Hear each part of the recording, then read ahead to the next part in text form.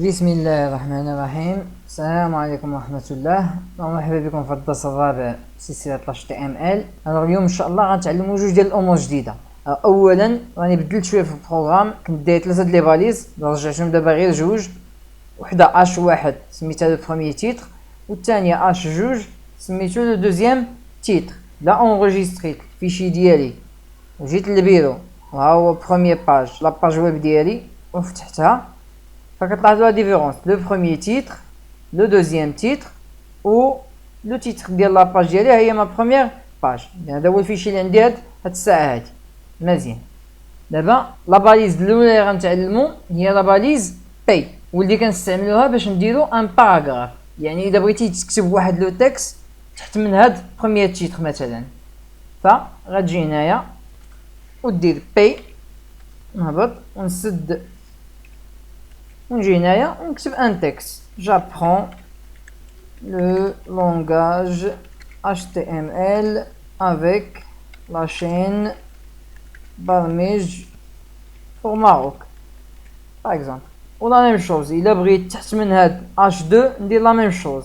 فنجي هنايا ندير شويه ليسباس باش يبقى يبان، نكوبي هادي كونترول سي كونترول في ونغير مثلا هاد لو تكست هذا، سيبريمي كامل ونكتب le langage HTML est un langage simple à apprendre. فاس كونترول اس نرجع للفيشي ديالي، ها هو ندير اكتواليزي. فكتلاحظوا لو بروميير تيتر، لو تيتر اللي استعملنا بلا باليز H1، وها هو الباراغراف اللي كتبت. لو دوزيام تيتر هو لو تيتر اللي استعملناه بلا باليز H2، وها هو لو دوزيام باراغراف اللي ضفت ليه. ولاحظوا هنا واحد المساله، ان باغ ديفو لي تيتر كيديروا اونغرا. لاحظتوا الفرق ما بين لو تكست هنا وما بين هذا لو تيتر هذا نديرو اونغرا، ولا ميم شوز بالنسبه لهذا. اذا H1 H2 H3 اكسيتيرا كيديروا ليا لو تيتر اونغرا ولي زوطخ لا. لاحظوا عاوتاني واحد المساله اخرى، انه دار لي واحد شويه ديال لاسباس. لاحظتوا لو بروميير تيتر ودا واحد شويه د لاسباس غتكتب، ودا واحد شويه د لاسباس غتكتب. ولكن اذا بغيت نزيد انا في هذا لاسباس شنو ندير؟ انا فين غنجيو للمساله الثانيه، نرجع للنوت باد، ومثلا بغيت ندير لاسباس هنايا، فغنجي ندير هنا اسباس كومسا مثلا، ولا ميم شوز نجي ندير اسباس هنا كومسا مثلا. حتى انا درت اسباس عادي كتب لي هاد لو تكست، لا ميم شوز اسباس عادي كتب لي هاد لو تكست. كونترول اس نرجع الفيشي ديالي اكتواليزي، ولكن ما كيطرا والو. علاش؟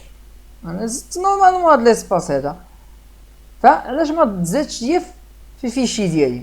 لان كيتجاهل هاد لاسباس كامل وكيجي اوتوماتيكمون لهاد الكود هذا. هاد لاسباس هذا كامل كيتجاهلو، ليديتور ديالك والمتصفح ديالك كيتجاهلو هاد لاسباس هذا كامل، اذا ما منه فائده، غنلغيه.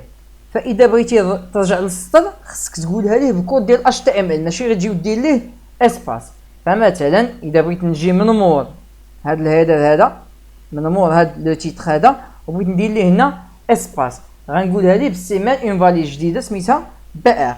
اذا بي ار صافي هكذا غيدير ليا ان روتور على لين. فغتقولوا لي ها انت غلطتي عاوتاني، المره اللي فاتت نسيتي لنا سلاش، دابا نسيتي لنا لا فيرميتور ديال هاد لا باليز بي ار.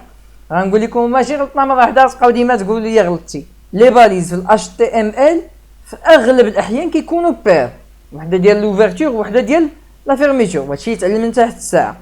ولكن احيانا كاينين دي باليز امبير اللي كتكون غير وحده، وهذا مثال ديال وحده منهم اللي هي لا باليز بي ار. بي ار ما كنديروش اون باليز دو فيرميتور، كنديرو بي ار وصاي. اذا دابا ندير كونترول اس ونرجع لاباج ديالي ندير اكتواليزي. لاحظتوا هو زاد ليا لاسباس هنايا.